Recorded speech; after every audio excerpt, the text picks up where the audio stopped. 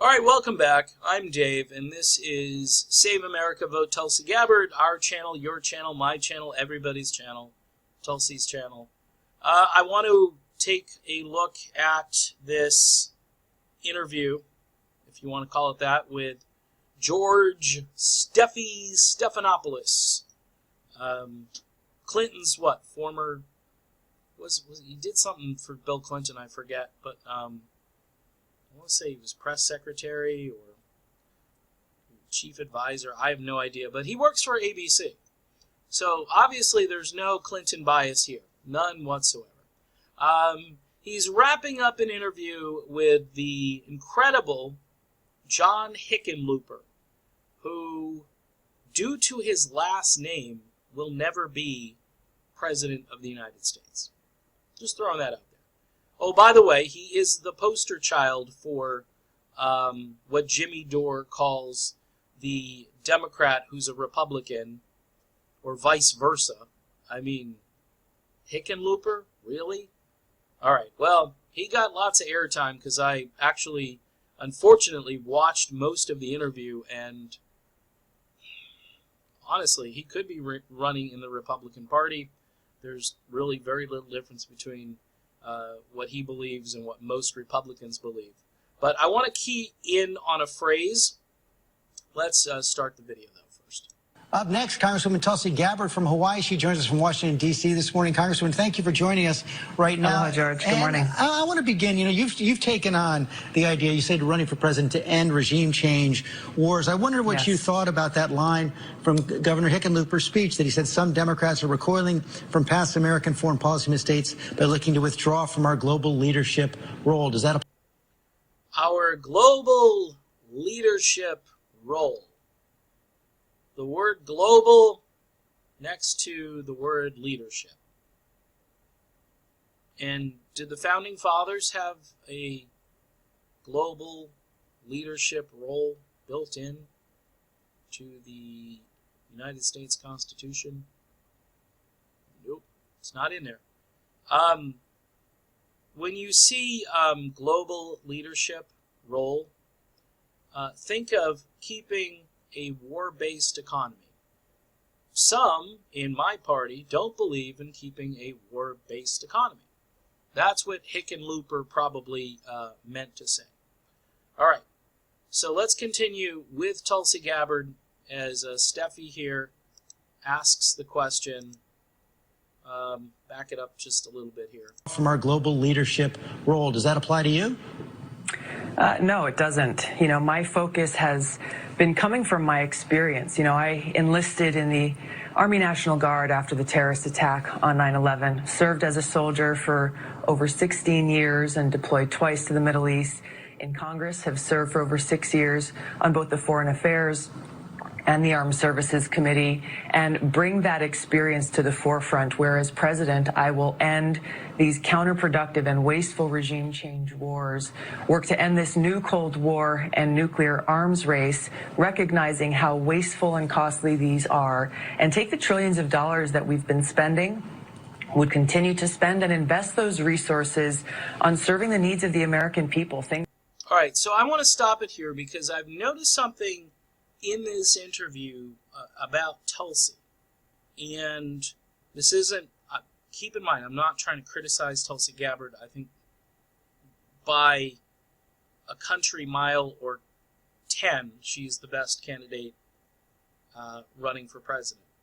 But during this answer to back to Stephanopoulos, she swallows hard a couple of times when she's pausing. And in the past, when I've given public speeches, which isn't often, I tend to get a little nervous, and I'll do like that. And it's a defense mechanism. You're trying to catch your breath. You're trying to kind of regroup mentally. You're swallowing hard because you're nervous, those sorts of things. Typically, Tulsi Gabbard isn't any of those things. She's the most measured, grounded, Zen-like person I've ever seen on the political stage. All right? So I say that because here's the punchline. She knows what's coming up in this interview. At some point, she knows she's going to get ambushed. Think of it like this. You know, you're going to give a speech and you know someone's going to start throwing tomatoes at you at some point. And you're doing this. You know, that's your defense mechanism. In this case, she kind of knows what's coming, and she's still kind of like, okay, just barrel on, push on through. We're still going to keep doing this. And I think that's why she's not quite as smooth as she normally is during this interview. She actually gets better during the interview because once the smear happens, she goes a little bit more on the offensive. But let's keep playing this, and you can see what I'm talking about. Things like healthcare, education, rebuilding our crumbling infrastructure, protecting our environment. There are many urgent needs here that we need to address, and we've got to get our priorities straight. You resigned your DNC post back in 2016 because you thought Hillary Clinton had a hawkish interventionist foreign policy. Does that apply to her colleague in the Obama administration, former Vice President Biden? We'll see what Vice President Biden's foreign policy vision is for this country. We may agree on some issues, disagree on others. The problem I have seen is that across both Democrat and Republican administrations, and especially in this Trump administration, where right now he is leading us down this dangerous path towards a war with Iran. He says he doesn't want it. Whoa. Okay. George, this, you know what's really strange about this is everybody hates Trump, right? Everybody on the ABC, the American Broadcasting Company Network, they all despise Donald Trump. And to some degree, I empathize with Trump because they just despise him because he exists. But here's an example of where they are coming to his defense in a way. George Stephanopoulos, he doesn't want it. He says he doesn't want it. And when have you taken Donald Trump at his word, George? Why are you interjecting here? Why not just listen to her answer? But, oh no, he doesn't want it. And I'm going to let you know he doesn't want it, Tulsi. So you're going to have to regroup here with your thinking. All right, let's continue. He says he doesn't want it, but the actions of him and his administration, people like John Bolton and Mike Pompeo, tell us a very different story. They are setting the stage for a war with Iran that would prove to be far more costly, far more devastating and dangerous than anything that we saw in the Iraq War, a war that I served in a medical unit where every single day I saw firsthand the high human cost of war. Well, one of the actions they took this week was evacuating, as you know, our diplomatic posts in Iraq because they were concerned, based on the intelligence, that Iran may be looking to strike U.S. interests. You don't buy it? I don't. You know, we heard conflicting stories coming from the British commander, who is the co-commander of the fight against ISIS and al-Qaeda there in Iraq and Syria, saying... Now, most candidates would say, no, I don't buy it, and wouldn't be able to actually cite an example or a contrarian point. In other words, she's got a general from Great Britain who hasn't seen any of this stuff. Hey, he hadn't seen an escalation of tensions or threats coming from these Iraqi or these Shia militia serving. There's, by the way, she does the hard swallow thing again. And most, by the way, this isn't a criticism. I'm just saying she knows what's coming. And that's why I think there's a little heightened sense of nervousness. That's all. In Iraq. I think what we're seeing, unfortunately, is what looks a lot like people in the Trump administration trying to create a pretext or an excuse for us to go to war against Iran, a war that would actually undermine our national security, cost us countless American lives, cost civilian lives across the region, exacerbate the refugee crisis in Europe, and it would actually make us less safe by strengthening terrorist groups like ISIS and al-Qaeda. And I think that's that part of the interview. She's actually kind of listing a little bit with the way she responded. There she rights the ship, and then she pushes the throttle lever forward. I mean, this is why we don't want to destabilize the region. And she gives a really good answer there. I mean, because it was filled, and this, again, the difference between Tulsi Gabbard and the rest of the field for the most part. Bernie gives good anecdotal stuff too.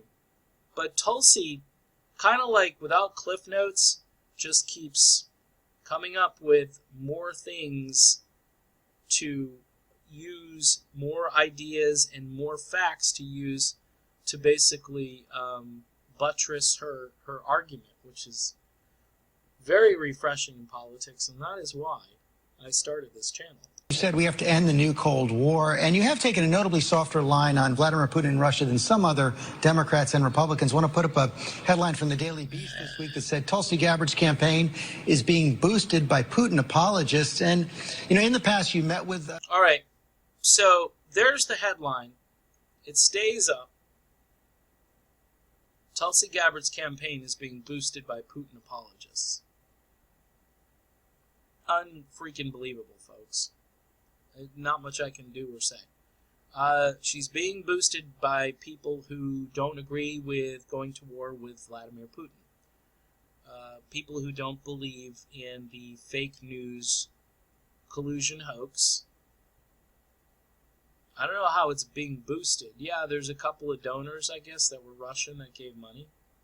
And my response would be so. More than the majority, like 99% of the money she's getting, is from people giving a few bucks. So, from the United States. So, would Russia like to see her win? Probably, because she's the only sane one running. Would be her, and then Bernie Sanders, and then everybody else wants to go around the world and start a war. Imagine Russia going into Venezuela and saying, please, United States, do not overthrow an elected government. And Russia is the good guy. They're not the bad guy for doing that. So, apologizing for Russia, okay, or empathizing or agreeing with Russia is now a full-blown conspiracy. It's being, and this sounds as though like there are a bunch of Putin apologists only who are running around and who are telling everybody to vote for Tulsi Gabbard. And that's, again, it's not accurate, and this article, and let's take a listen to what Tulsi has to say here. Assad, you defended Russian military operations in Syria. You opposed the arrest of Julian Assange, suggested that Russian election meddling is no worse than America's historically. True. Do you believe that Vladimir Putin is a threat to U.S. national security? You know, it's unfortunate that you're citing that article, George, because it's a whole lot of fake news. What I am focused on is what is in the best interest of the American people. What is in the best interest of our national security, keeping the American people safe. And what I'm pointing out consistently, time and time again, is that our continued wasteful regime change wars have been counterproductive to the interests of the American people. And the approach that this administration has taken in essentially choosing conflict rather than seeing how we can cooperate and work out our differences with other countries in the world has been counterproductive to our national security. Many Democrats have been tougher on Vladimir Putin than President Trump. Do you think Democrats are taking too hard a line? I think that the escalation of tensions that we've seen between the United States and nuclear-armed countries like Russia and China, and you're right, it has come from this administration. It's also come from some Democrats and Republicans in Congress. It has brought us to this very dangerous point where nuclear strategists point out that we are at a greater risk of nuclear war now. What are we, two minutes to midnight or something like that, according to all the nuke experts? The doomsday clock, I think it's 2 minutes to midnight.